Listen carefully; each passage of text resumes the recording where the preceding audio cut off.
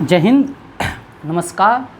Exam Chessa परिवार में आप सबों का दिल की असीम गहराइयों से स्वागत है। आप सुन रहे हैं विजय कुमार को। जय हिंद, जय भारत, जय बिहार, जय अंग प्रदेश की भूमि भागलपुर, जय एग्ज़ाम चेसा परिवार। चलिए ज़्यादा समय नहीं गंवाते हुए आज का करंट अफेयर पूछते हैं, स्टार्ट करते हैं। अभी हाल फिलहाल में रैंकिंग स्टार्ट हुआ है। सर्वाधिक आपराधिक देशों की रैंकिंग में एक नंबर पे जो है ना वेनेजुएला है। यानी सबसे ज़्यादा जो अपराध है ना हुआ है ना, कहाँ हुआ है? वेनेजुएला। और किस आधार पे मापन किया गया है? एक तो क्राइम हो गया, उसके बाद हो गया क्राइम हो गया, उसके बाद आप कह सकते हैं मानक पदार्थ, जिससे हो गया नशीले पदार्थ का सेवन में, ठीक ना, वो भी क्राइम के गिनती में आता है। हत्या हो गया, तस्करी हो गया, भ्रष्टाचार हो गया, ये सब को मिला के अपराध माना। ये सब को क्या माना है? अपराध। तो एक नंबर पे कौन सा देश है? वेनेजुएला। एक नंबर पे कौन है? वेनेजुएला। और भारत का रैंकिंग है 77। भारत का रैंकिंग है 77। एक नंबर पे वेनेजुएला। इसका मतलब ये मत सोचिएगा वहाँ अपराध सबसे कम हुआ, सबसे ज़्यादा अपराध हुआ है कहाँ? वेनेजुएला में। हम आप लोग को बताए हैं वेनेजुएला की एक नदी है जहाँ पेट्रोलियम का भंडार है। कमेंट में जवाब दीजिएगा उस नदी का नाम जहाँ पेट्रोलियम का भंडार है। और ये भी कमेंट में जवाब दीजिएगा वेनेजुएला की राजधानी कहाँ है? वेनेजुएला की राजधानी कहाँ है? और चलिए, और सबसे अंतिम नंबर पे है जापान। सबसे अंतिम नंबर पर कौन है? जापान। जहाँ की सबसे अंतिम नंबर पे जापान है। इसका मतलब सबसे कम अपराध हुआ है कहाँ? जापान में। और जब भी हम जापान की बातें करते थे 4 बात बोलते हैं हमेशा। बताइए 4 गो द्वीप जापान का। होकेंडो, होन्शु, क्यून्शु और शिकोकू। होकेंडो, होन्शु, क्यून्शु और शिकोकू। और सबसे बड़ा द्वीप होन्शु। सबसे बड़ा द्वीप होन्शु। चलिए, बहुत अच्छा आप लोग। अगला है एक संयुक्त अभ्यास हुआ है बालिकातन। एक संयुक्त अभ्यास हुआ है बालिकातन, ठीक ना। हिंद प्रशांत क्षेत्र में हुआ है। कहाँ हुआ है? हिंद प्रशांत क्षेत्र में हुआ है। और किसके बीच हुआ है? यूएसए और फिलीपींस के बीच। किसके बीच हुआ है? यूएसए और फिलीपींस। यूएसए और फिलीपींस।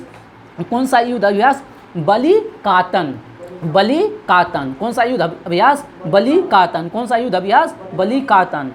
कौन सा युद्ध अभ्यास? बालिकातन। मिटाइए तो वहाँ बुढ़वा, मिटाइए तो। ऊपर है बालिकातन युद्ध अभ्यास। कौन सा?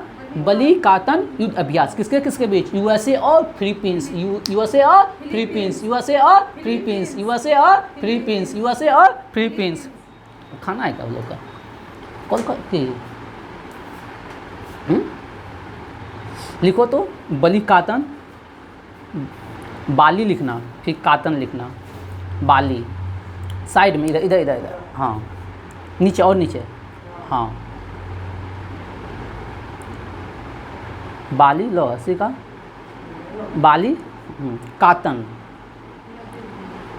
आया, कोई दिक्कत नहीं, चलता है उतना का चलता है। बालिकातन युद्ध अभ्यास हुआ है। बालिकातन युद्ध अभ्यास किसके बीच हुआ है? यूएसए और फिलीपींस। किसके बीच? यूएसए और फिलीपींस। क्यों हुआ है? चाइना को कंट्रोल करने के लिए है। अगला क्वेश्चन है मलेरिया वैक्सीन बच्चों के लिए ऑक्सफोर्ड यूनिवर्सिटी मलेरिया वैक्सीन को मंजूरी दी है। बच्चों के लिए ऑक्सफोर्ड यूनिवर्सिटी की मलेरिया वैक्सीन को मंजूरी देने वाला देश कौन है? घाना है। बच्चों के लिए, ठीक ना, ऑक्सफोर्ड यूनिवर्सिटी ने मलेरिया वैक्सीन बनाया है, जिसको मान्यता दिया है कौन? घाना। किसने दिया है? घाना। मंजूरी दिया है कौन? घाना। उसका नाम है, लिख दीजिए वहाँ पर बोर्डवा पर, नाम लिख दीजिएगा तो उस वैक्सीन का नाम है उसी के नीचे लिखेगा R21 R21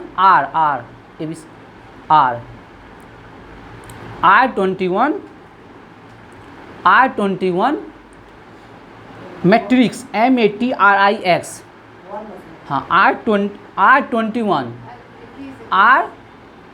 टी हटा दीजिए ना, हाँ 21, फिर लिखिएगा मैट्रिक्स MATRIX, MATRIX,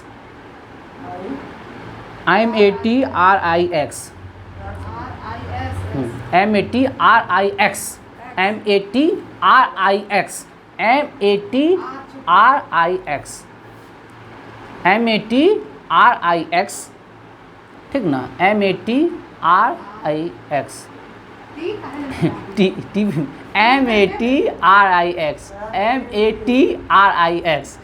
MATRIX, ठीक ना।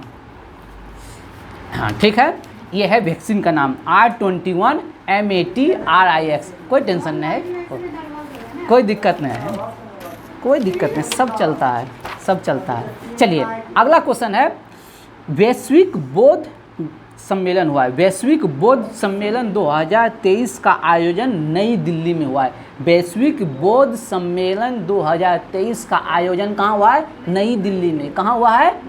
कौन सा सम्मेलन? वैश्विक बौद्ध सम्मेलन। वैश्विक बौद्ध यानी वर्ल्ड लेवल का जितना भी बौद्ध भिक्षुक है, ठीक ना, सबका सम्मेलन कहाँ हुआ है? नई दिल्ली में 2023 में। अगला है एक मिशन है, जब भी अंतरिक्ष का कोई मिशन हो, अंतरिक्ष का कोई मिशन हो, वो अति इम्पोर्टेंट है। पर्यावरण का कोई क्वेश्चन हो, वो अति इम्पोर्टेंट है। तो एक मिशन है जूस मिशन। कौन सा मिशन है? Juice mission. तो आपसे हम लोग पूछना चाहते हैं, ये जूस मिशन जो है ना, किस ग्रह के लिए, ये जूस मिशन जो है किस ग्रह का मिशन है? तो जे से जुपिटर यानी कि बृहस्पति का है। जूस मिशन किसका है? बृहस्पति का। जूस मिशन किसका है? बृहस्पति का। किस रॉकेट से छोड़ा गया ये मतलब मिशन है? किस रॉकेट का मिशन है? ये एरियन 5 का। किसका है? एरियन 5। एरियन 5 किसका है? ये जूस मिशन जो है ना, किस रॉकेट से किया जाएगा? एरियन 5। कौन सा रॉकेट? एरियन 5। कौन सा रॉकेट? कौन सा रॉकेट? कौन सा रॉकेट? कौन सा रॉकेट? लेकिन ये किस स्पेस एजेंसी का है? तो यूरोपियन स्पेस एजेंसी। किसका है? European space agency. Juice mission किसका है? European space agency. Juice mission किसका है? जूस मिशन किसका है? लेकिन किस ग्रह के लिए? बृहस्पति। किस ग्रह के लिए? लेकिन पूछ देंगे हम बृहस्पति के लिए, लेकिन कौन सा रॉकेट? कौन सा रॉकेट? कौन सा रॉकेट? लेकिन यही पूछ देगा। नासा भी जो है ना, बृहस्पति के लिए एक मिशन किया है। नासा भी बृहस्पति के लिए एक मिशन किया है, उसका नाम है जूनो मिशन। जूस मिशन बोलेगा तो यूरोपीय अंतरिक्ष एजेंसी। बात समझे? जूस मिशन बोलेगा तो यूरोपीय अंतरिक्ष एजेंसी, लेकिन जूनो बोलेगा तो नासा। जूनो बोलेगा तो नासा। जूनो मिशन किसका है? नासा का। जूनो मिशन किसका है? जूनो मिशन किसका है? जूनो मिशन किसका है? तो अब दोनों में कैसे याद रखेंगे? है हाँ, देखो, जूस पिएगा तो उतना नशा नहीं होएगा, लेकिन जूनो मतलब झूमो। जूनो मतलब झूमो नहीं, शब्द मिलता है। जूनो झूमो। नासा पिएगा तो झूमेगा, ठीक ना। बात समझे? चलिए अगला, अगर हम मिशन बता रहे हैं तो एक और मिशन का हम रिवीजन करवा देते हैं। अल्टेमिस मिशन। कौन सा मिशन? अल्टेमिस मिशन। तो हम बताए थे अल्टेमिस मिशन किसके लिए है? चांद पर भेजेगा मनुष्य को। चांद पर भेजेगा मनुष्य को। अब प्रथम महिला अंतरिक्ष यात्री जाएगा चंद्रमा पर। बताइए उसका नाम क्या है? Christina Koch. प्रथम, हाँ, क्रिस्टीना कोच। ये अल्टेमिस मिशन कहाँ जाएगा? चांद के लिए। अल्टेमिस मिशन किसके लिए है? चांद के लिए। अल्टेमिस मिशन किसके लिए है? अब कौन जाएगा? क्रिस्टीना कोच, प्रथम महिला अंतरिक्ष यात्री, चांद पर जाने वाली प्रथम महिला क्रिस्टीना कोच। चांद पर जाने वाली प्रथम महिला क्रिस्टीना कोच। क्रिस्टीना नहीं ना, वो महिला है, महिला में प्रथम है। चंद्रमा पर जाने पर महिला में प्रथम है, ठीक ना। जाएगी, अभी गई नहीं है। हाँ, क्रिस्टीना कोच। और सबसे ज़्यादा अंतरिक्ष में रहा ये क्रिस्टीना कोच। पूछ देगा सबसे ज़्यादा में अंतरिक्ष में रहने वाला क्रिस्टीना कोच, ठीक ना। अगला बताइएगा, अभी हाल फिलहाल में ADR रिपोर्ट आया। कौन सा रिपोर्ट आया है? ADR report. इसमें इस रिपोर्ट के अनुसार इस रिपोर्ट के अनुसार सबसे अमीर और सबसे चलिए एडीआर का रिपोर्ट आया जिसमें सबसे भारत में सबसे जो है ना अमीर सीएम जो है जगनमोहन रेड्डी है। सबसे अमीर सीएम कौन है? जगनमोहन रेड्डी, जिसके पास 560 करोड़ की संपत्ति है। 560 करोड़ की संपत्ति। आज सबसे गरीब सीएम है ममता बनर्जी, जिसके पास मात्र 15 लाख रुपया है। ठीक ना, ये है एडीआर की रिपोर्ट हाल फिलहाल। 560 बोल दे, 510 करोड़। चलिए अगला क्वेश्चन है business leader of the decade का। Business leader of the decade पुरस्कार किसे मिला है?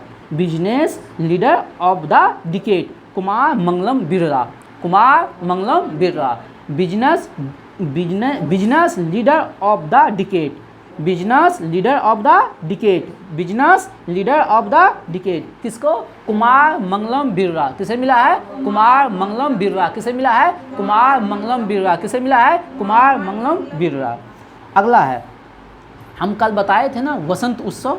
हाँ, बसंत उत्सव कहाँ मनाया गया है? हाँ, बसंत उत्सव वही बैसाखी। तो ये बसंत उत्सव जो है ना, ये नया फसल का उत्सव है। मतलब हर राज्य में अलग अलग इसका नाम है। जैसे असम में इसी का नाम है बिहू। असम में नाम है बिहू। उसी प्रकार बैसाखी बोले कहाँ? जम्मू कश्मीर। अब पंजाब में भी है बैसाखी। पंजाब में भी है बैसाखी। और क्या कहते हैं, केरल में है बिशु। केरल में क्या कहता है? विशु। केरल में कहता है विशु। और क्या कहता है, पश्चिम बंगाल में पोइला बैसाख। पोइला बैसाख कहाँ? पश्चिम बंगाल में। पोइला बैसाख कहाँ? पोइला बैसाख कहाँ? पश्चिम बंगाल। अब विशु कहाँ? विशु केरल। विशु केरल। अब बैसाखी जम्मू कश्मीर और पंजाब। बैसाखी जम्मू कश्मीर और पंजाब। चलिए ये आज का अति महत्वपूर्ण करेंट अफेयर था। चलिए स्पीडी का करेंट अफेयर का रिवीजन कर लेते हैं। प्रमुख अध्यक्ष वगैरह जो है उसका रिवीजन कर लेते हैं। आप लोग एकदम मुँह कान सुखैले हैं, लुक लगल है का है? हाँ, लुक लगल है तब। हाँ चलिए अब पढ़िए, बताइए अभी वर्तमान समय में चुनाव आयुक्त कौन है? वर्तमान हम डेली ला रहे हैं, एक हफ्ता लाएंगे तो याद हो जाएगा। नहीं हो आप लोग कोशिश कीजिएगा याद करने का तो याद हो जाएगा।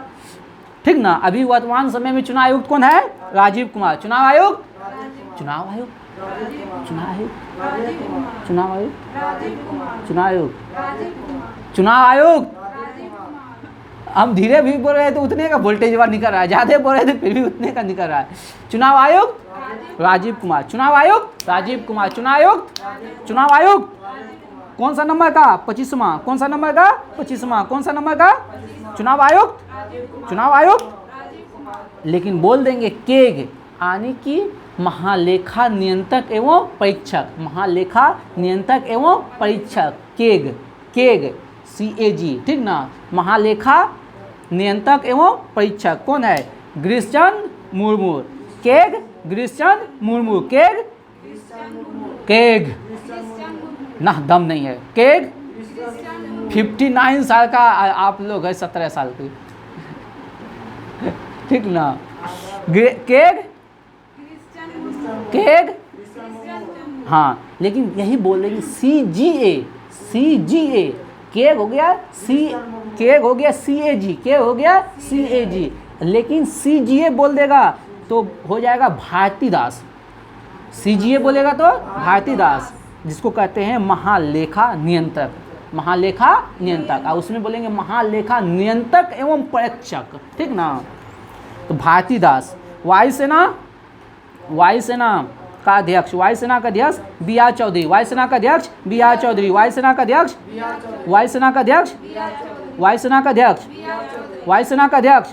नौसेना हरि आर हरि। नौसेना का अध्यक्ष नौसेना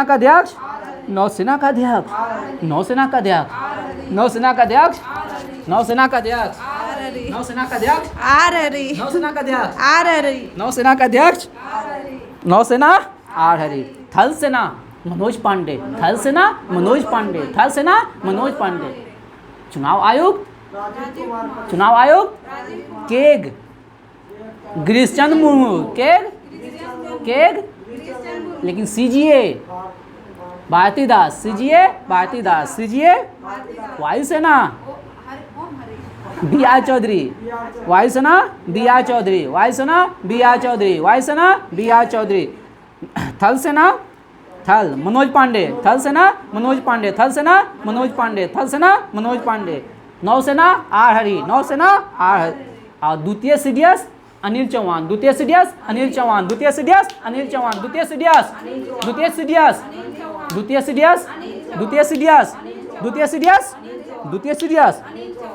पानी पी लीजिएगा। विदेश सचिव विनय मोहन क्वात्रा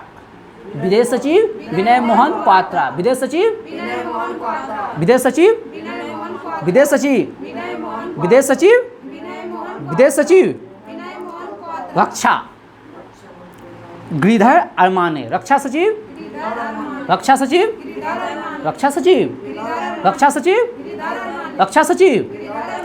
और मुख्य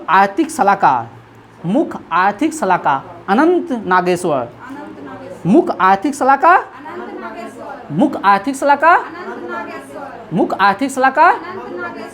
याद हुआ हो। एक ही नारा बोलेगा, तुम बोलो हम भूलने नहीं देंगे। एक ही नारा चलेगा क्या, तुम बोलो हम भूलने नहीं देंगे। चलिए अगला बताइएगा क्वेश्चन आप लोग। प्रथम भक्ति आंदोलन का आयोजन किसने शुरू किया था? रामानुजाचार्य। प्रथम भक्ति आंदोलन रामानुजाचार्य नहीं जी, चालू है। प्रथम भक्ति आंदोलन रामानुजाचार्य, लेकिन प्रथम भक्ति आंदोलन रामानुजाचार्य, इसका जन्म हुआ था 1017 ईस्वी में। इसका रामानुजाचार्य का जन्म हुआ था 1017 में। कहाँ? मद्रास में। रामानुजाचार्य का जन्म 1017 मद्रास। ये मेरे भाई, हम ये ईस्वी इसलिए बता रहे हैं कि आप लोग प्रीवियस उलट के देख लीजिएगा। SI में क्वेश्चन पूछा जाता है सजाने के लिए, मतलब कौन सा आया है पहले, कौन सा आया है बाद में, इसीलिए हम ईस्वी बताते हैं, ठीक ना। तो आप लोग ये मत सोचिएगा ये डीप का क्वेश्चन बकवास क्वेश्चन बता रहा है, ठीक। चलिए घटना चक्र उलट के देख सकते हैं आप लोग। चलिए हम, हाँ, रामानुजाचार्य का जन्म कब हुआ था? 1017। कहाँ? मद्रास में। लेकिन एक विशिष्ट द्वैतवाद का संस्थापक है, बोल देगा विशिष्ट द्वैतवाद का संस्थापक कौन? विशिष्ट द्वैतवाद का संस्थापक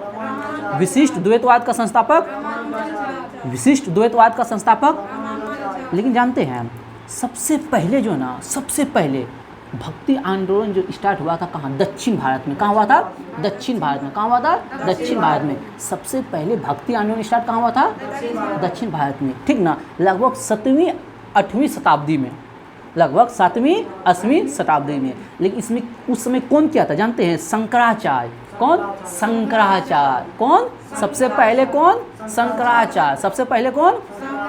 लेकिन उससे भी पहले जो ना अरवार और नैनार दो संत था। अरवार और नैनार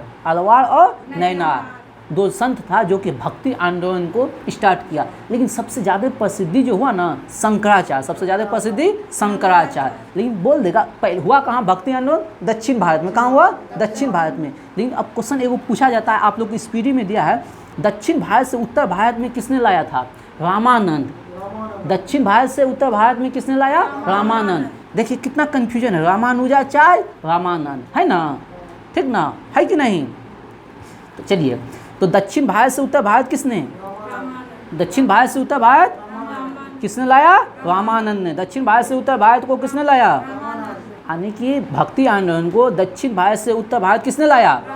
किसने? रामानंद ने। लेकिन अब रामानंद का हम ऑपरेशन कर लें। रामानंद का जन्म हुआ था 1299 ईस्वी में। रामानंद का जन्म कब हुआ था? 1299। रामानंद का जन्म 1299। रामानंद का जन्म कहाँ? प्रयाग में। रामानंद का जन्म 1299 प्रयाग। रामानंद का जन्म 1299 प्रयाग। रामानुजाचार्य का जन्म 1017 मद्रास। रामानुजाचार्य का जन्म 1017 मद्रास। रामानुजाचार्य का जन्म 1017 मद्रास, ठीक ना।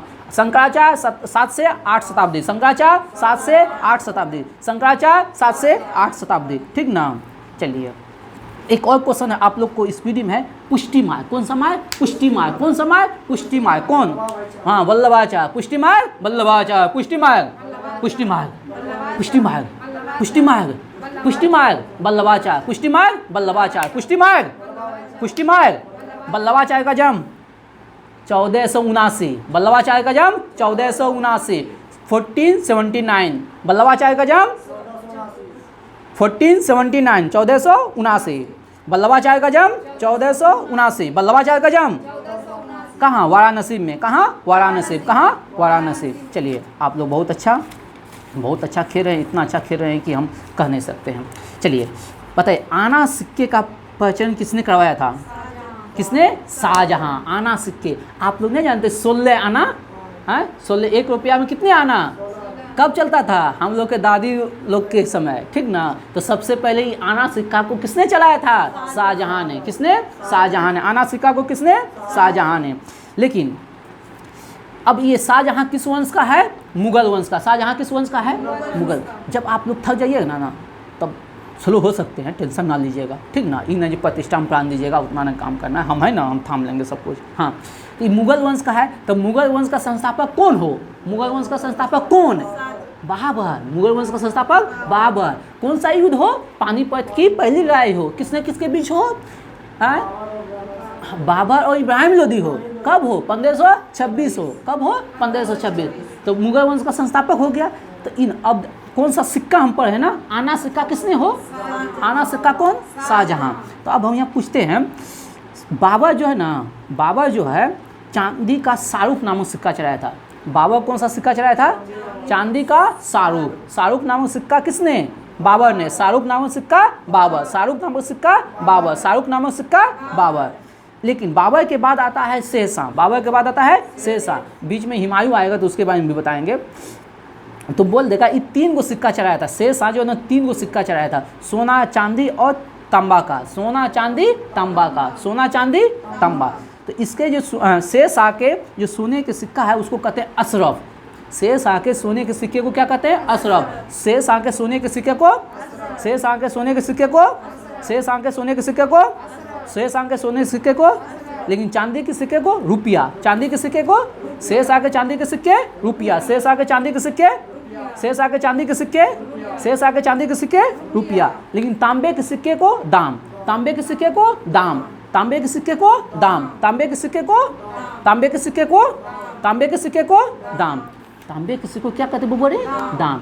जो आम जनता जो प्रचलन में करता था ना वो दाम को, ठीक ना, तांबे के सिक्का को। लेकिन यहाँ एक क्वेश्चन पूछ देता है, पूछा हुआ है चांदी के सिक्का, एक चांदी के सिक्का कितने तांबे के सिक्के के बराबर होता है? तो ये दोनों का जो अनुपात होता है 1:64। 1:, चांदी और तांबे के सिक्के का जो अनुपात होता है 1:64। ये किसी एग्जाम में पूछा हुआ है इसीलिए हम ला लिए, ठीक ना। कितना? 1:64। लेकिन बोल देगा एक चांदी का सिक्का जो है ना 180 ग्रेन के बराबर होता है। शेरशाह के एक चांदी का सिक्का 180 ग्रेन के बराबर होता है। शेरशाह के एक चांदी का सिक्का 180 ग्रेन के बराबर होता है। ये भी क्वेश्चन पूछा हुआ है। और तांबे का सिक्का जो है ना 380 ग्रेन के बाद। चांदी का सिक्का 180 ग्रेन, चांदी का सिक्का 180 ग्रेन, चांदी का सिक्का 180 ग्रेन, चांदी का सिक्का 180 ग्रेन। लेकिन तांबे का सिक्का 380 ग्रेन। तांबे का सिक्का 380। आप लोग टेंशन नहीं लीजिए, जब भी आएगा शेरशाह ये सब हम बताते रहेंगे तो अब हो जाएगा, ठीक ना। आप लोग को नहीं टेंशन लेना है ये सब। चलिए और एक क्वेश्चन और बता देना चाहते हैं, सबसे ज़्यादा जो है ना रुपये की ढलाई कौन करवाया था मुगल वंश में? सबसे ज़्यादा रुपये की ढलाई करवाया था औरंगजेब ने। सबसे ज़्यादा रुपये की ढलाई करवाया था औरंगजेब ने। सबसे ज़्यादा रुपये की ढलाई कराया था औरंगजेब ने। सबसे ज़्यादा रुपये की ढलाई करवाया था औरंगजेब ने। किसने करवाया था? औरंगजेब ने। किसने? औरंगजेब ने। चलिए बताइएगा, मुगल जो चित्रकारी है किसके समय में स्वर्ण काल, मतलब चित्रकारी का स्वर्ण काल किसके पीरियड को कहा जाता है? मतलब चित्रकारी का स्वर्ण पीरियड, सबसे उत्तम काल जो है ना किस मुगल काल के शासक काल में माना जाता है? नहीं समझे क्वेश्चन? यानी चित्रकारी अपने सर्वोपरि था, यानी सबसे उत्कृष्ट था। चित्रकारी किस मुगल वंश के शासनकाल में चित्रकारी जो है ना अपने सर्वोत्तम स्थिति में था? गोल्डन पीरियड नहीं, दोनों बोलिए। जहांगीर के पीरियड में जो है ना चित्रकारी अपने गोल्डन पीरियड में था। चित्रकारी का स्वर्ण युग कहा जाता है। ठीक ना, चित्रकारी का स्वर्ण युग कहा जाता है। किसके समय को? जहांगीर के समय को। बात समझे कि नहीं?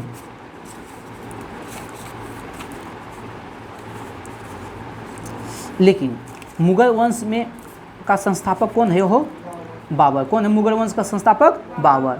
बाबर के बाद कौन आता है? हुमायूं। बाबर के बाद आता है हुमायूं। बाबर के बाद कौन आता है? हुमायूं। तो आप लोग याद रखिएगा बबुआ हो, हुमायूं के समय जो है ना, हुमायूं आप लोग जानते हैं 1540 के बाद जो है ना बिलग्राम का युद्ध हुआ था। बिलग्राम के युद्ध के बाद जो है ना ये हुमायूं जो है ना दिल्ली से हट के घुमंतू भोटिया की तरह अपना जीवन यापन किया था। ठीक ना, घुमंतू भोटिया की तरह अपना जीवन यापन किया था। उस दौरान जो है ईरान से 2 गो ये चित्रकार लाया था। ईरान से सरहिंद के युद्ध 55 में हुआ, उसके बाद फिर शासक बना दिल्ली का। ठीक ना, तो उस समय ईरान से 2 गो शासक लाया। ठीक ना, वो दोनों शासक का नाम था अब्दुल समद और मीर सैयद अली। अब्दुल समद और मीर सैयद अली। तो जानते हैं एक बात, ये आया हुमायूं के शासनकाल में। ठीक ना, अब्दुल समद और मीर सैयद अली, अब्दुल समद और मीर सैयद अली। लेकिन ये अकबर के शासनकाल में भी रहा, यानी सबसे ज़्यादा जो काम किया ना अकबर के शासनकाल में। कहा कि 55 में 56 में बना, फिर तो मरिए गया, 1 साल फिर ही मर गया। ठीक ना, समझे? आप पूछ रहे, अब हंसियो दिए ना, चलिए।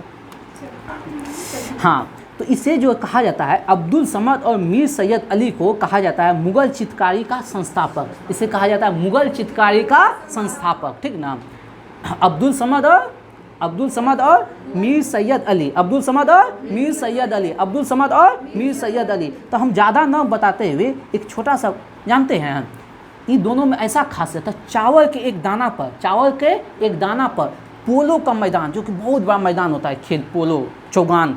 ठीक ना, खिलते समय कुतुबुद्दीन ऐबक की मृत्यु हुआ था। तो पोलो का एक चावल के दाने पे पोलो का पूरा चित्र बना दिया था, पोलो के मैदान का। और उसमें पोलो के मैदान में दर्शक बैठल है। ठीक ना, और उसका पूरा चित्र बना दिया था एक चावल के दाने पर। समझो कितना मतलब सूक्ष्म तरीका से जो है ना इसके पास कला था, कलाकारी समझिए, इमेजिन कीजिए कितना बड़ा एक चावल के दाने पर। ठीक ना, इस चित्रकारी का एक कीजिए।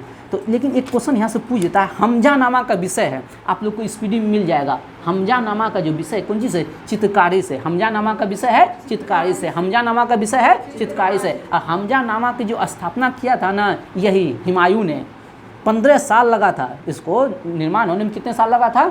स्टार्ट कर दिया, यानी कि पीरियड खान दिया, लेकिन बनाया इसको कौन? अकबर ने। लेकिन हम इसीलिए जाना जाता है ज़्यादा कौन? अकबर। हमजानामा किसके विषय में जाना जाता है? अकबर। स्टार्ट हुआ किसके समय में? हुमायूं। लेकिन बन के तैयार हुआ हमजानामा विषय कौन जी का है? चित्रकारी का। हमजानामा विषय है चित्रकारी का। हमजानामा विषय है चित्रकारी का। हमजानामा विषय है चित्रकारी। हमजानामा है चित्रकारी। ठीक ना, और अकबर के समय में जो है ना, तो अब्दुल समद बसावन और दसावन, अब्दुल समद बसावन और दसावन, अब्दुल समद बसावन और दसावन, अब्दुल समद बसावन और श्री कलम की उपाधि दिया था इसको। अब्दुल समद को श्री कमल की उपाधि पूछ देगा। श्री कमल की उपाधि किसे दिया गया है? अब्दुल समद। श्री कमल की उपाधि, श्री कमल की उपाधि, श्री कमल की उपाधि, श्री कमल की उपाधि, श्री कमल की उपाधि, श्री कमल की उपाधि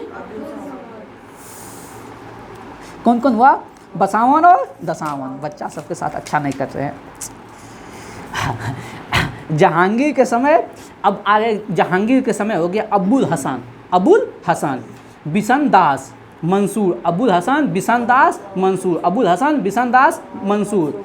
अब मंसूर पक्षी विशेषक था। मंसूर जो है पक्षी विशेषक किसके समय में? जहांगीर के समय में। किसके समय में? जहांगीर के समय में। किसके समय में? और औरंगजेब जो है ना चित्रकारी को कभी सब कुछ बंद, प्रतिबंध लगा दिया। चित्रकार सबको जो है खाना पीना आफत हो गया, कह जाओ राज दरबार से। ये सब संरक्षण दिया था, जो भी चित्रकार आइए राज दरबार में रहिए। ठीक ना, रूम दे दिए हैं आप लोग का। लेकिन औरंगजेब आएगा, ये सब फालतू सब चीज़ है, इस सब का कोई ज़रूरत नहीं है। ठीक ना, इस सब का कोई ज़रूरत नहीं है। चलिए आप लोग बताइएगा हो, दिल्ली के लाल किले में मोती मस्जिद का निर्माण किसने हो? औरंगजेब।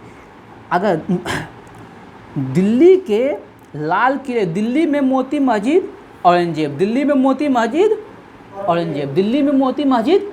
लेकिन यही बात बोल देगा बबुआ, आगरा में मोती मस्जिद तो शाहजहां।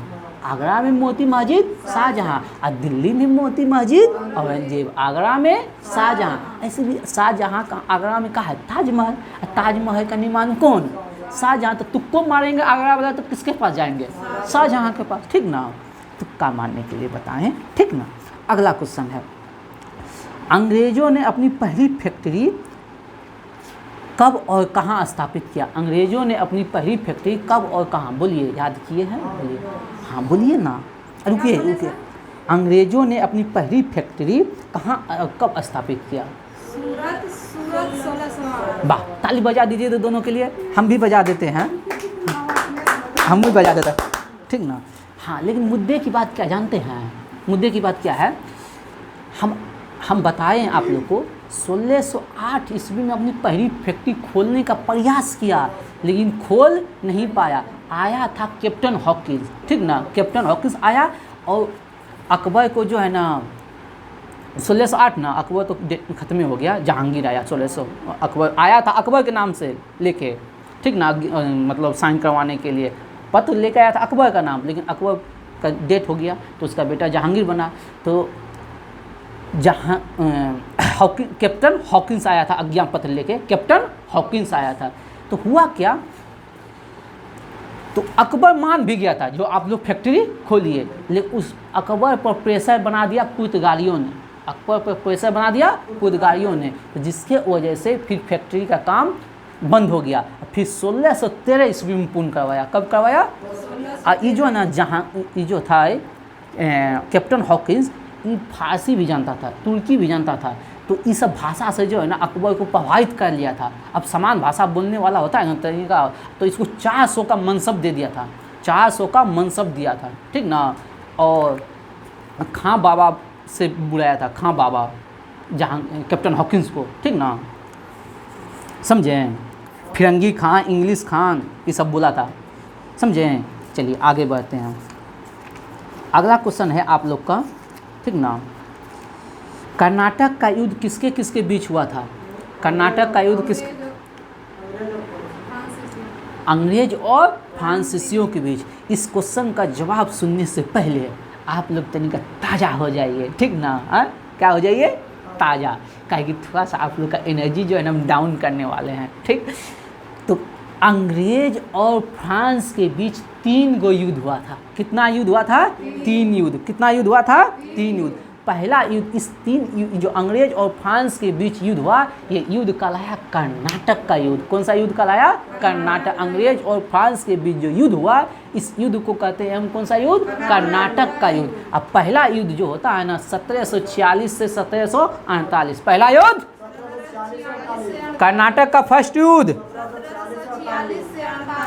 कर्नाटक का फर्स्ट युद्ध, कर्नाटक का फर्स्ट युद्ध, इसे कहा जाता है ऑस्ट्रिया का उत्तराधिकारी युद्ध। इसे क्या कहा जाता है? इसे क्या कहा जाता है? पहला युद्ध 1746 से 48, पहला युद्ध 1746 से 48। कौन सा युद्ध कहा जाता है? हाँ, कर्नाटक का पहला युद्ध, इसे कहा जाता है ऑस्ट्रिया का उत्तराधिकारी का युद्ध भी कहा जाता है, ऑस्ट्रिया का उत्तराधिकारी का युद्ध भी कहा जाता है, ठीक ना। चलिए, दूसरा युद्ध होता है 1749 से 1754, 1749 से 1754, 5 साल चलता है। 1749 से द्वितीय कर्नाटक का युद्ध, 1749 से 1754, द्वितीय कर्नाटक का युद्ध 1749 से 1754, द्वितीय कर्नाटक का युद्ध, द्वितीय कर्नाटक का युद्ध, द्वितीय कर्नाटक का युद्ध, ठीक। अब तृतीय जो कर्नाटक का युद्ध होगा, पहला चला कितना साल? 2 साल, फिर चला कितना साल? 5 साल। अब 5 2 कितना होता है? तो तीसरा युद्ध जो चलेगा ना तो 7 साल। तो कब होता है तीसरा? 1754 से 1763। तृतीय कर्नाटक का युद्ध 1754 से 1763, 54, हम गलत लिखे हैं, 1754 से 1763। कब तृतीय कर्नाटक का युद्ध 1754 से 1763, 1754 से 1763, 1754 से 1763, 7 साल हुआ ना। तो इसे सप्तवर्षीय युद्ध भी कहा जाता है। इसे क्या कहा जाता है? सप्तवर्षीय युद्ध।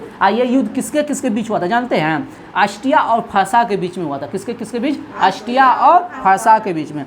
ऑस्ट्रिया को समर्थन दिया था फ्रांस ने, ऑस्ट्रिया को समर्थन दिया था फ्रांस ने, और फ्रांस को समर्थन दिया था इंग्लैंड ने। इसीलिए कहा जाता है इंग्लैंड और फ्रांस, अलग अलग देश हुआ लेकिन समर्थन दिया किसी और ने, तो इसे कहा जाता है सप्तवर्षीय युद्ध। तो 3 युद्ध, पहला 46 से 48, पहला 1746 से 1748, पहला 1746 से 1748, पहला,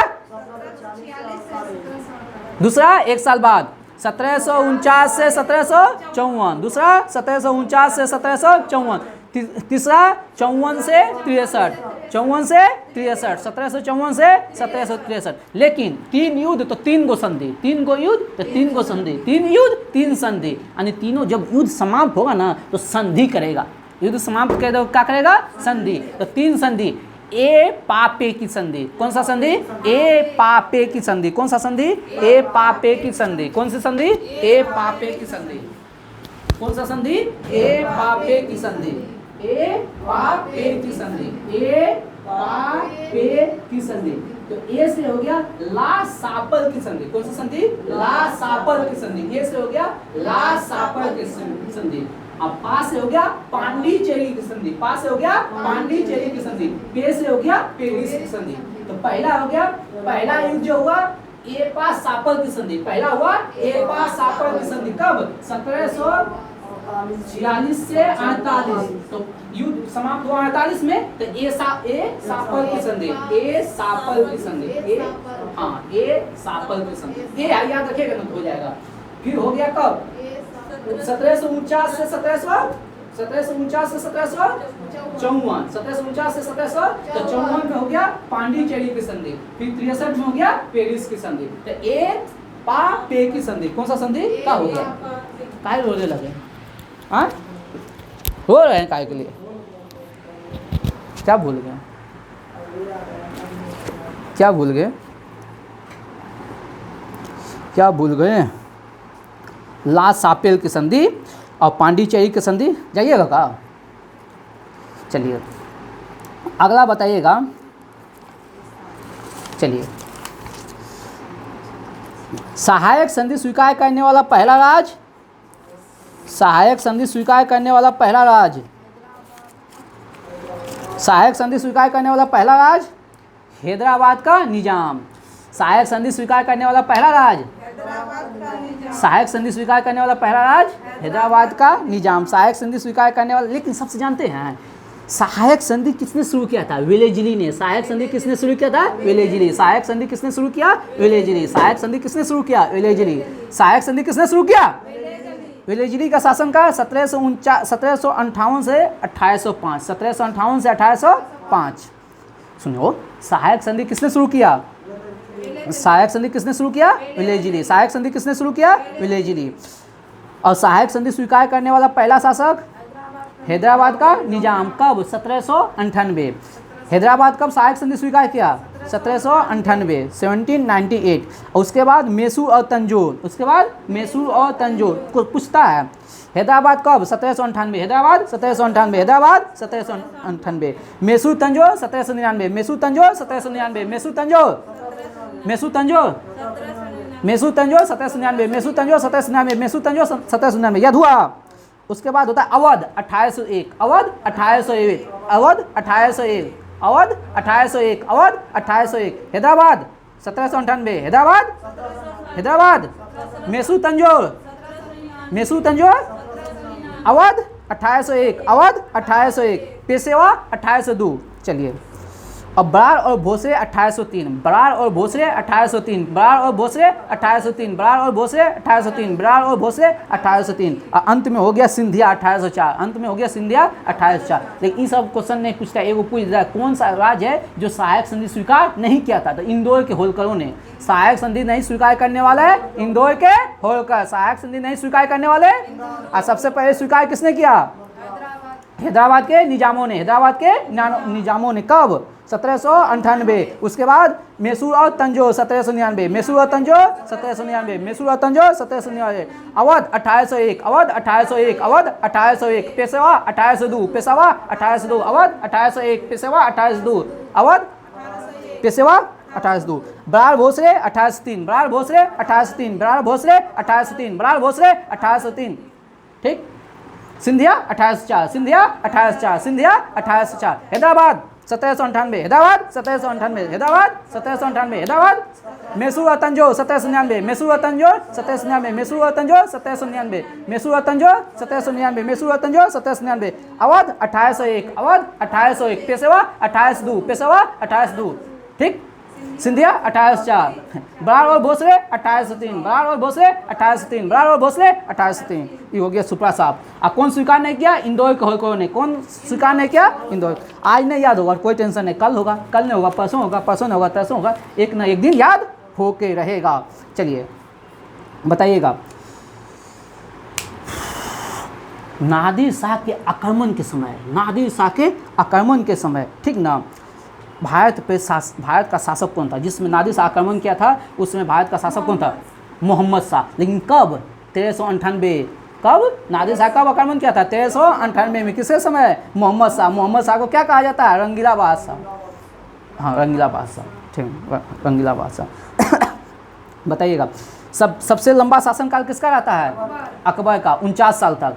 कब? 49 साल। और लगभग अकबर के ही समान रहता है, क्या कहते हैं, औरंगजेब का, लगभग 49 साल उसका भी रहता है। ठीक ना, लगभग दोनों का सेम ही रहता है, ज़्यादा का अंतर नहीं होता है। ठीक ना, 1556 से 1605 हो गया, और उसका हो जाता है, क्या कहते हैं, 1658 से 1707। लेकिन 2 बार राज्याभिषेक, पूछ देगा 2 बार राज्याभिषेक किसका हुआ था? तो औरंगजेब का। 1659 से 1707। चलिए बताइएगा, भारत में आधुनिक शिक्षा प्रणाली की नींव किसने डाली? भारत में लॉर्ड मेकाले। हाँ, लॉर्ड मेकाले 1935। भारत में आधुनिक शिक्षा प्रणाली की नींव लॉर्ड मेकाले 1835, लॉर्ड मेकाले 1835। बताइएगा, भारत में नियोजन के इतिहास का प्रारंभ कब हुआ था? भारत में नियोजन स्टार्ट कब हुआ? 1951। भारत में नियोजन प्रणाली 1951, भारत में नियोजन प्रणाली 1951, भारत में नियोजन प्रणाली 1900। बताइए, ऑपरेशन फ्लड किससे संबंधित है? ऑपरेशन फ्लड किससे संबंधित है? मेरी बहन, ऑपरेशन फ्लड संबंध किससे है? ऑपरेशन फ्लड संबंध किससे है? बोलिए आप। ऑपरेशन फ्लड का संबंध, ऑपरेशन फ्लड का संबंध किस क्षेत्र से है? दूध से। हाँ, दूध में क्रांति। ऑपरेशन फ्लड मतलब दूध में क्रांति। तो लिखेंगे ऑपरेशन फ्लड लाया किसने? सूत्रधार कौन है ऑपरेशन? अब बुलाइए। Verghese Kurien. Operation flood Verghese Kurien, operation flood Verghese Kurien. बताइएगा, भारतीय मानक ब्यूरो का मुख्यालय नई दिल्ली। भारतीय मानक ब्यूरो का मुख्यालय नई दिल्ली। बताइएगा, हरित क्रांति किसका देन है? MS स्वामीनाथन। हरित, देखिए, हरित क्रांति, हरा खेत भरा किसान, तो स्वामी भी, जब किसान, स्वामी भी खुश, तो हाँ, मालिक स्वामी खुश रहेगा। तो MS स्वामीनाथन। हरित क्रांति कब हुआ था? 1967 से 1968। हरित क्रांति कब? 1967 से 1968। कौन? MS स्वामीनाथन। ठीक ना।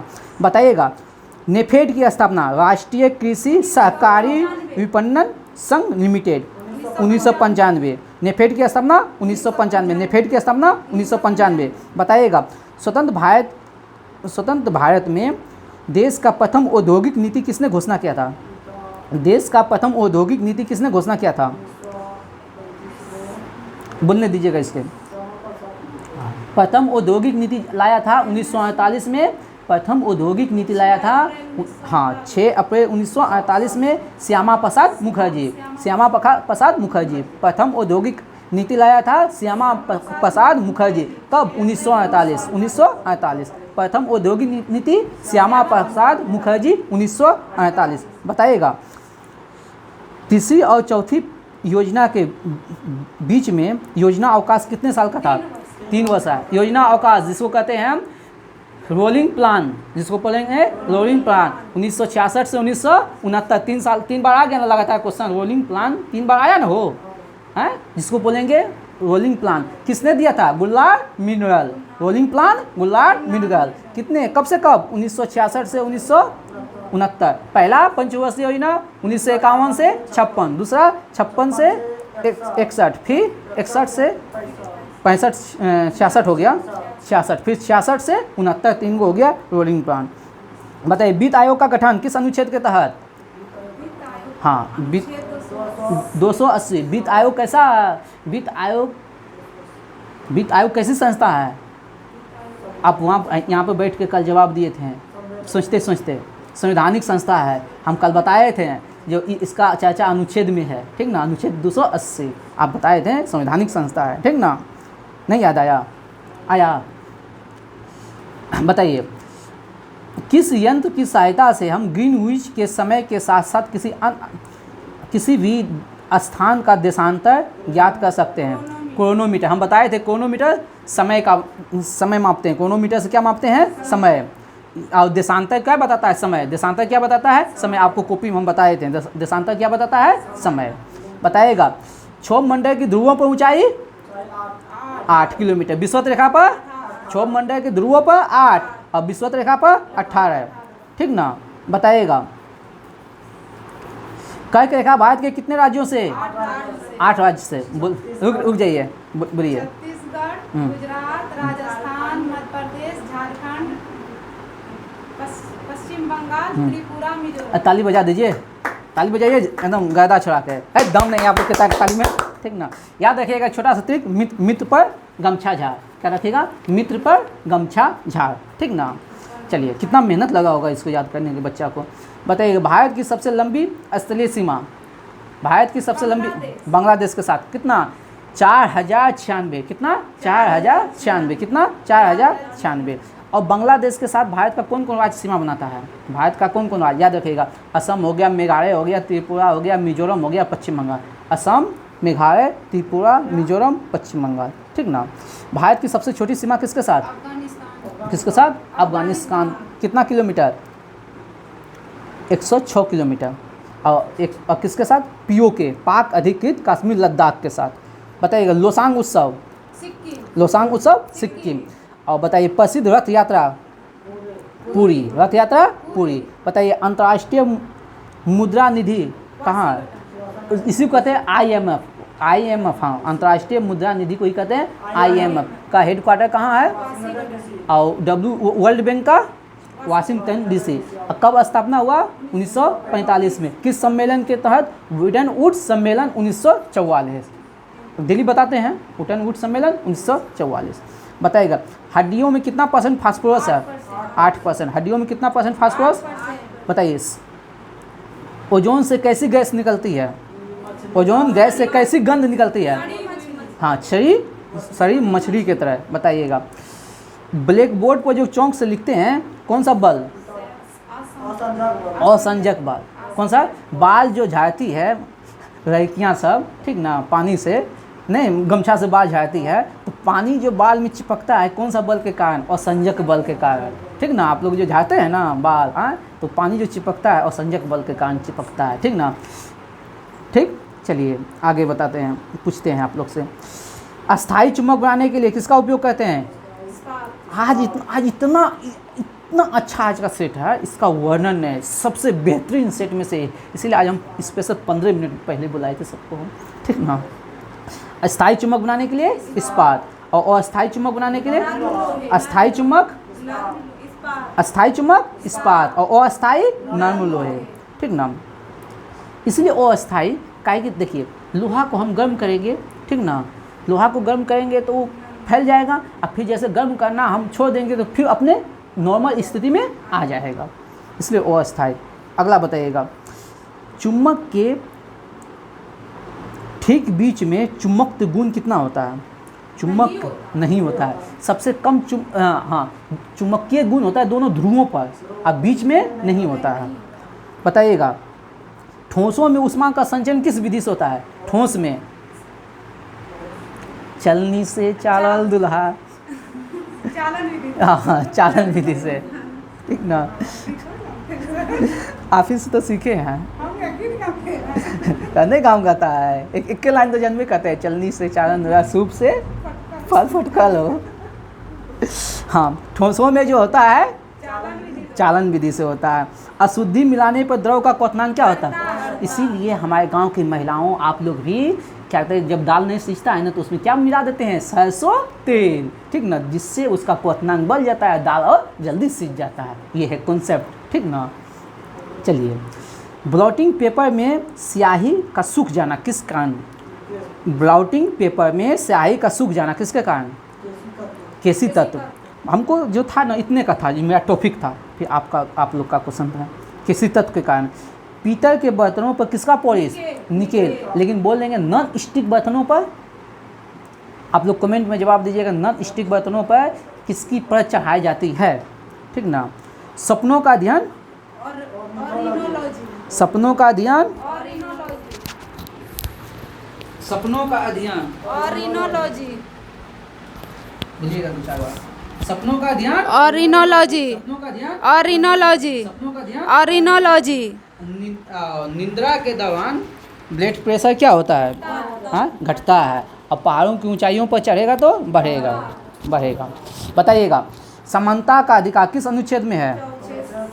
14। समानता के अनुसार बताइएगा, मौलिक अधिकार का सर्वप्रथम विकास किस देश में हुआ? लेकिन हम मौलिक अधिकार किस देश से लिए हैं? अमेरिका से। हम किससे लिए हैं? मौलिक अधिकार किस अनुच्छेद से किस अनुच्छेद तक है? अनुच्छेद 12 से 35। मौलिक अधिकार अनुच्छेद 12 से 35। बताइए, सब ये है। हाँ, अरे वाह, हमने देखे थे। अनुच्छेद 18 किसके विरुद्ध है?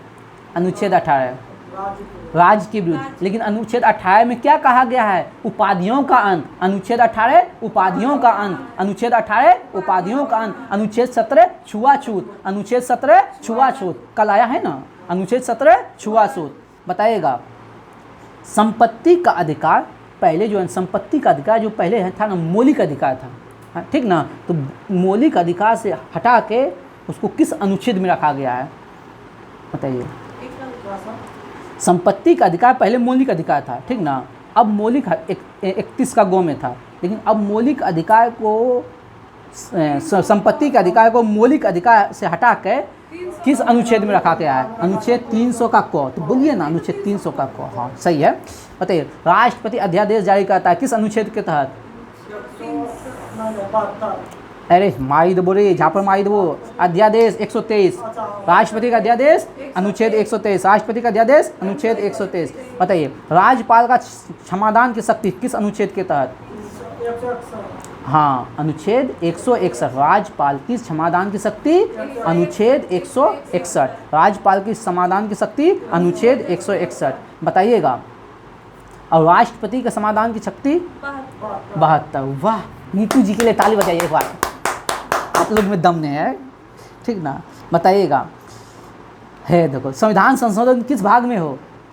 संविधान संशोधन किस भाग में? देखो यहाँ लिखल है, कल डेली हम रिवीजन करवाते हैं। संविधान संशोधन संविधान के किस भाग में है?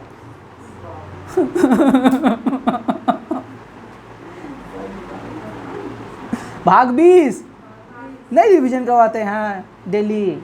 हाँ, अच्छा, क्या दिक्कत है? खुश रहना है, हमेशा खुश रहना है। तो संविधान संशोधन भाग 20 और किस अनुच्छेद के तहत संविधान संशोधन? अनुच्छेद 368। अनुच्छेद 368, ठीक ना। बताइएगा, संचित निधि किस अनुच्छेद में है? 266। संचित निधि अनुच्छेद 266। संचित निधि, संचित निधि, संचित निधि, संचित निधि, संचित निधि। हाँ, लोक लेखा निधि, लोक का सेकेंड, लोक लेखा निधि, लोक लेखा निधि, लोक लेखा निधि, लोक लेखा निधि, लोक लेखा निधि, संचित निधि 266 का फर्स्ट याद की है याद बच्ची। आस्मिक निधि, हाँ, आस्मिक निधि, आस्मिक निधि, आस्मिक निधि। बताइएगा, इंटरपोल का मुख्यालय कहाँ है? पेरिस। लेकिन हम आपसे पूछ देंगे, कमेंट में जवाब दीजिएगा, इंटरपोल की स्थापना कब हुआ था? एक बार हम बताए हैं, इंटरपोल की स्थापना कब हुआ है? बताइएगा। विश्व स्वास्थ्य संगठन की अध्यक्ष बनने वाली एकमात्र महिला का नाम बताइए। सही है, हाँ, सुशीला नायर। विश्व स्वास्थ्य संगठन का अध्यक्ष बनने वाली एकमात्र महिला सुशीला नायर। कौन है? सुशीला नायर। अब विश्व स्वास्थ्य संगठन का स्थापना कब? 7 अप्रैल 1948। मुख्यालय जेनेवा। विश्व स्वास्थ्य संगठन। बताइएगा, ए पैसेज टू इंडिया पुस्तक का लेखक, E.M. Forster. A passage to India, E.M. Poster.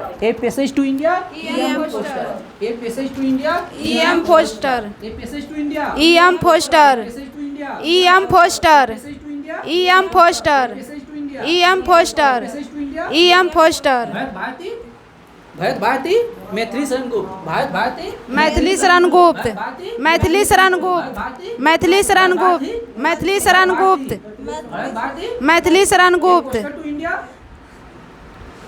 E.M. Forster. A passage to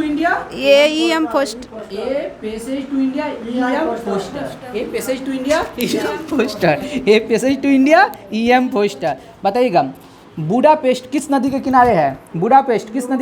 Danube. हाँ, बुडापेस्ट किस नदी के किनारे है? डेन्यूब। बुडापेस्ट किस नदी के किनारे है? डेन्यूब। रोवर्स कप किस खेल से संबंधित है? फुटबॉल। Rovers cup football. बताइएगा, the child is father of the man. नहीं, किसकी कथा है? किसका कथन है? The child is the father of the man. किसकी कथा है? William Wordsworth. किसका है? William Wordsworth. The child is father of the man, William Wordsworth. किसका है? William Wordsworth. बताइएगा, स्वतंत्र भारत का प्रथम गवर्नर जनरल?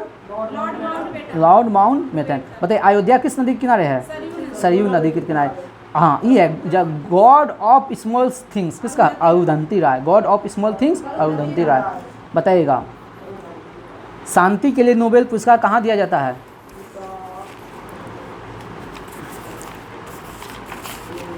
ओस्लो। कहाँ? ओस्लो। कहाँ दिया जाता है? ओस्लो। बस 4 मिनट। हम बताइए, केलामाइन किसका एक्स है? जिंक का। केलामाइन जिंक का। केलेमाइन जिंक का एक्स है। केलेमाइन जिंक का। लेकिन बोल देंगे हॉर्न सिल्वर चांदी का। हॉर्न सिल्वर चांदी का। हॉर्न सिल्वर चांदी का। Horn silver. काल्वेलाइट सोना। काल्वेलाइट किसका एक्स है? सोना। काल्वेलाइट सोना। करियो आदमी जो है ना सोना पहनना चाहेगा। काल्वेलाइट सोना। करिया रहे, गोर रहे, कैसनो रहे, सब कुछ चाहेगा सोना पहने, ठीक ना। कार्वेलाइट सोना। हॉर्न सिल्वर चांदी। अब देखो कैसे याद है हॉर्न सिल्वर चांदी का। अगर सुनिए ना, सिल्वर उसी को तो कहते हैं चांदी। सिल्वर को कहते हैं चांदी। जब चांदी पहनती है, ठीक ना, आप लोग भी पहनते होंगे, तो क्या कहता है? दूर तक एकदम आवाज़ देता है। अब ज़्यादा हॉरर मूवी देखिएगा ना, भूतहा मूवी, तो पायल की झनकार से जो है ना भूत का डर आएगा। तो पायल आवाज़ करता है। आवाज़ हॉर्न में क्या होता है?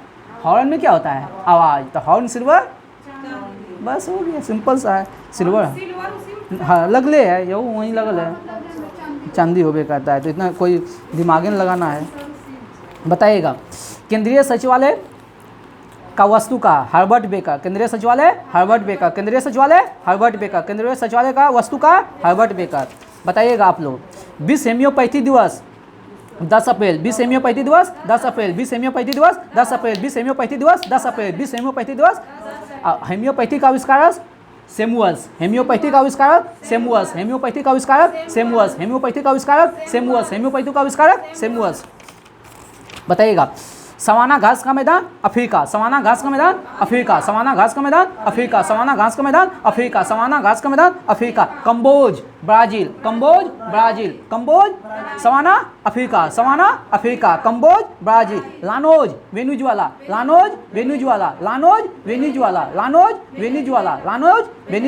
पेरेरी यूएसए। 2-3 दिन गलती हुआ, अब दिमाग में बैठा ना। Prairie USA. Pampas Argentina. पेरेरी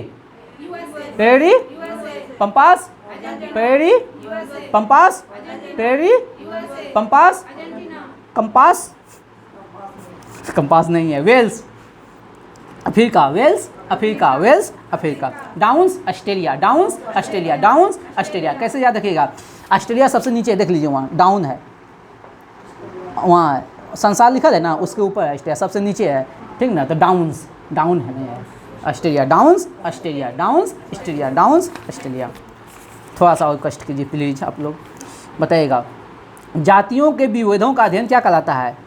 जातियों के विभेदों का अध्ययन क्या कहलाता है? जीनिकोलॉजी। जातियों के विभेदों का अध्ययन जीनिकोलॉजी। जातियों के विभेदों का अध्ययन, विभिन्न जाति है ना, तो जाति में जो विभेद है, क्या क्या अंतर है हर जाति में, तो उसका अध्ययन कराता है जीनिकोलॉजी। जातियों के विभेद का अध्ययन जीनिकोलॉजी, ठीक ना? बताइएगा, Khasaram blinder, Khasaram blinder, Khasaram blinder किसका पुस्तक है? विजय तेंदुलकर। खसाराम ब्लाइंडर, विजय तेंदुलकर। खसाराम ब्लाइंडर, विजय तेंदुलकर। आंसू, आंसू जयशंकर प्रसाद। आंसू जयशंकर प्रसाद। लहर जयशंकर प्रसाद। आंसू लहर Jaishankar Prasad. Kamayani Jaishankar Prasad. Aansu Lahar Kamayani Jaishankar Prasad. Aansu Lahar Kamayani Jaishankar Prasad. Aansu Lahar Kamayani Jaishankar Prasad. 10 to Pakistan, Khushwant Singh. 10 to Pakistan, 10 to Pakistan, 10 to Pakistan. Eternal India, Indira Gandhi. Eternal India, eternal India. अरे मैं गांव की से नहीं, सब थकने वाला है। बताइए, नए बैंकों के परमिट देने के लिए कौन सा कमेटी का गठन हुआ? नए बैंकों के परमिट देने के लिए किस समिति का गठन किया गया था? विमल जलान समिति।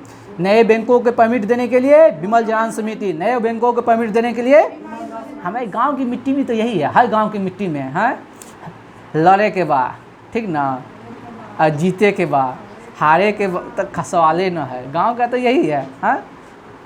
गांव में, गांव की क्या का सब जल्दी है, हम मर जाएंगे, मिट जाएंगे, लेकिन हार स्वीकार नहीं है, ठीक ना? का तब बस हो गया, ख़त्म हो। रोज मैटर, रोज मैटर, BIPBSN, रोज मैटर, BIPBSN, रोज मैटर। देखिए सिंपल सा, रोज देगा, रोज दिया था, धड़कन चेंज, BP, धड़कन तेज होता है, BP, ठीक ना? SN शांत करेगा, टीन से शांत करेगा।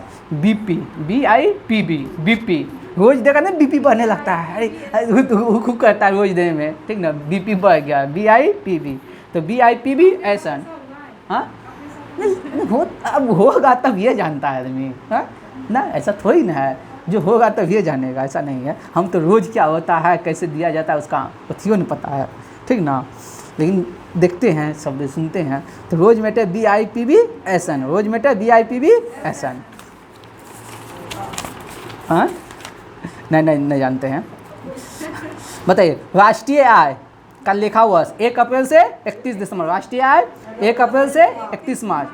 हाँ, राष्ट्रीय आय 1 अप्रैल से 31 मार्च। लेकिन बोल देंगे RBI का लेखा वर्ष 1 जुलाई से, 1 जुलाई से, जुलाई के पहले क्या होता है, तो 30 जून, ठीक ना? जो भी आएगा उसका एक पहले, तो RBI का लेखा वर्ष 1 जुलाई से 30 जून, 1 जुलाई से 30 जून। और कृषि का लेखा वर्ष 1 जुलाई से 30 जून। बताइए, मरुभूमि विकास योजना 1977 से 78, मरुभूमि विकास योजना, काम के बदले अनाज 1977 से 78, अंत्योदय योजना 1977 से, ट्राइसेम 1979, 1979, ट्राइसेम 1979, ट्राइसेम 1979। और एकीकृत ग्रामीण विकास कार्यक्रम 1980, एकीकृत ग्रामीण विकास कार्यक्रम 1980। हो गया है।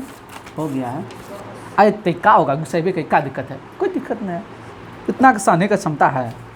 न्यूनतम त्याग का सिद्धांत, न्यूनतम त्याग का सिद्धांत JS मिल, न्यूनतम त्याग का सिद्धांत JS मिल। न्यूनतम त्याग का सिद्धांत किसने दिया है? GS मिल। न्यूनतम त्याग का सिद्धांत JS मिल, न्यूनतम त्याग का सिद्धांत JS मिल, न्यूनतम त्याग का सिद्धांत, न्यूनतम त्याग का सिद्धांत, न्यूनतम त्याग का सिद्धांत। जीरो बेस बजट पिटा पाया, जीरो बेस बजट पिटा पाया, zero base budget, zero base budget. जैसे SI या पुलिस का बहाली आया, भाई हमको साइंस इसके पहले ख़त्म करना है, उसके बाद 2 घंटा 3 घंटा बैठा के सही रटवाते रहेंगे, पानी पिया के, नींबू पानी जो है ना, मेरे गाछ में नींबू हो जाएगा फ्री में, ठीक ना। चीनी आप लोग से लेंगे चंदा के पैसा से, कहीं नींबू पानी पीजिए, आप 2 घंटा 3 घंटा बैठा कर रटवाते रहेंगे। कहीं घर में जाके एक बार रीडिंग मार के आइएगा और यहाँ हम रटवाएंगे। क्या समझे आप लोग इतना हमको कमज़ोर समझते हैं। निर्वाचन कौन सा भाग में है? भाग 15। निर्वाचन भाग 15। निर्वाचन भाग 15। राजभाषा भाग 17। निर्वाचन भाग 15। राजभाषा निर्वाचन भाग 15। निर्वाचन राजभाषा अपात उपबंध 18। अपवाद 18। अपात संविधान संशोधन 20। संविधान संशोधन 20। संविधान संशोधन 20 और प्रकीर्णन 19। मारो ढेरा मारो। बताइए सुंदरता का ध्यान, केलोलॉजी, केला का छिलका लगा के जो है ना लड़कियाँ सुंदर होती है, तो केलोलॉजी सुंदरता का ध्यान, केलोलॉजी सुंदरता का ध्यान। केला लगाएगा तो क्या होगा? सुंदर होगी केलोलॉजी। आप लोग लगाए हैं केला ना। बताइएगा 104वां संविधान संशोधन किसके लिए हुआ था? 104 संविधान संशोधन हुआ था अनुच्छेद 334 के तहत। 104वां संविधान संशोधन हुआ था अनुच्छेद 334 के तहत, जिसमें लोकसभा तथा विधानसभा में, ठीक ना, आरक्षण 10 साल बढ़ा दिया गया है, ठीक ना। और 103वां संविधान संशोधन आर्थिक रूप से पिछड़े वर्ग को जो 10% आरक्षण मिला है ना, वो 103वां संविधान संशोधन के तहत, ठीक ना, जिसमें अनुच्छेद 15 का 6 और 16 का 6 जोड़ा गया। 15 का 6 और 16 का 6 जोड़ा गया है। 5 मिनट में इतना हम पूछ लेते हैं। बताइए गोदावरी की सहायक नदी, तब 5 मिनट लगा है, हम देख रहे हैं, सब देख रहे हैं। गोदावरी की सहायक नदी इंद्रावती प्राणहिता मंजिरा। बताए दीदी इंद्रावती प्राणहिता मंजिरा। इंद्रा का प्राण कौन है? इंद्र भगवान का प्राण कौन है? मंजिरा। इंद्र भगवान का प्राण कौन है? मंजिरा। और उसके बाद परवा सहायक नदी है। ये सब सहायक नदी है। गोदावरी की सहायक नदी। प्राणहिता, मंजिरा, पूर्णा, ठीक, हाँ, पूर्णा, परवा, ये सब है। चलिए और एक बता दीजिएगा, बक्करवाल कहाँ की जनजाति है? बक्करवाल जम्मू कश्मीर। बक्करवाल गुज्जर जम्मू कश्मीर। चंपा बक्करवाल जम्मू कश्मीर, गुज्जर चंपा और हाँ यहाँ का जम्मू कश्मीर का। गद्दी दोनों जगह है, हिमाचल प्रदेश जम्मू कश्मीर। गद्दी हिमाचल प्रदेश जम्मू कश्मीर। और मोपला बोलेगा केरल का। मोपला कादर केरल। कादर को आकर 2 कादर केरल का। चलिए जय हिंद जय भारत, इसी का साथ आज का सेशन समाप्त किया जाता है। जय हिंद जय भारत जय बिहार, जय रेशम नगरी अंग प्रदेश भागलपुर, जय एग्जाम चलीसा परिवार। इसी के साथ हम अपनी वाणी को विराम देते हैं। मेरे चैनल को शेयर करें, सब्सक्राइब करें। आप लोग को असीम प्यार पाके हम बहुत खुश हैं और इसी तरह आप मेरे पे प्यार बरसाते रहिए और हम इसके बदले में आप लोग को बेहतर से बेहतर कंटेंट लाएंगे। आप लोग अपना, अगर आप लोग को और कुछ चाहिए क्यूज में तो आप लोग कमेंट में जवाब दीजिएगा, ताकि हम आप लोग का भी डिमांड पूरा करने का यथासंभव प्रयास करेंगे। चलिए ज़्यादा कुछ ना बोलते हुए अपनी वाणी को विराम देते हैं। जय हिंद जय भारत।